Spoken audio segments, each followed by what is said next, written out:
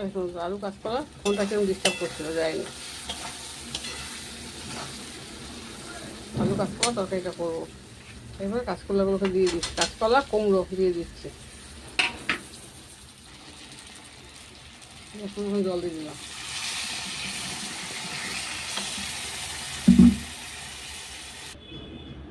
এই দেখো, এই ভাজা মশলা দিচ্ছি। ভাজা মশলা কী ছিল? জিরে, গরম মশলা, লঙ্কা, তেজপাতা। দেখুন, এইটা হচ্ছে কাঁচকলা, আলু আর কুমড়ো দিয়ে তরকারি করেছি। দেখুন কেমন হয়েছে দেখতে। দেখুন বন্ধুরা, আলু দিয়ে, কাঁচকলা দিয়ে আর কুমড়ো দিয়ে তরকারি বানিয়েছি। কি বলবো, কি নাম দেবো, একদম পুরো কালিয়া করে দিয়েছি।